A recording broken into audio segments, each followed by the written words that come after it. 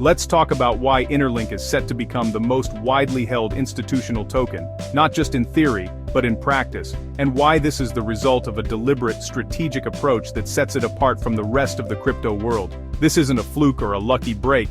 InterLink's rise is the product of careful planning, a deep understanding of what institutions actually need, and a willingness to do things differently from the start. See, most crypto projects launch backwards. They start with a flashy idea, rush to market and hope that excitement alone will carry them to success. They chase hype, pump price, and hope utility comes later. But that's a recipe for short-term gains and long-term disappointment. The market is littered with tokens that soared on hype, only to crash when the excitement faded and real-world use never materialized. InterLink flips that script. Instead of chasing headlines, they focused on building a real, engaged community from the ground up. Not just numbers, but real believers, early adopters who are actually invested, not just speculating. These are people who see the vision, who want to be part of something bigger, and who are willing to stick around for the long haul. Then came utility.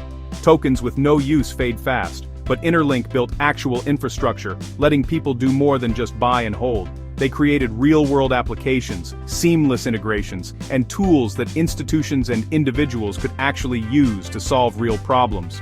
Only after that did institutions get a seat at the table. By the time the big players arrived, the foundation was already solid, the community was thriving, and the technology was proven. Why does this matter? Because when big players are invited into a system that's already working, they don't have to worry about volatility or instability. They're not disrupting, they're stabilizing, bringing in capital and credibility that makes the whole ecosystem stronger. Now here's where it gets interesting.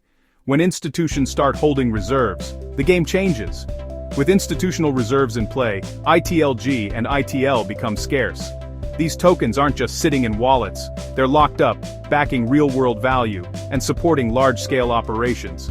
And if you're familiar with crypto at all, you know what scarcity does to value. When supply tightens and demand grows, prices don't just rise, they surge. Suddenly there's competition, not hype, but genuine demand. Institutions, investors, and even individuals are all vying for a piece of the action, not because it's trendy, but because it's useful and valuable. Value starts following utility, not the other way around. The more useful InterLink becomes, the more valuable its tokens are. This is the opposite of the speculative bubble. This is sustainable growth. InterLink isn't fighting for attention. It's not chasing trends or trying to outshout the latest meme coin. It's not trying to outshout the latest meme coin. Instead, it's focused on substance, on building something that lasts, and on earning trust where it matters most. It's quietly becoming a standard, laying foundations that institutions trust. The real kicker? In a few years people will look back and realize InterLink was the one institutions chose, well before the public even noticed. The groundwork is being laid right now, and those paying attention can see the writing on the wall. So if you're watching the markets, wondering what the next big wave will be, remember, stability wins the long game.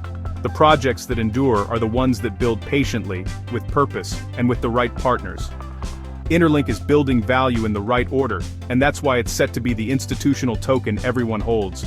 If you want to be ahead of the curve, pay attention to the fundamentals, not just the noise. InterLink, Shachar, ITLG, Shakt ITL.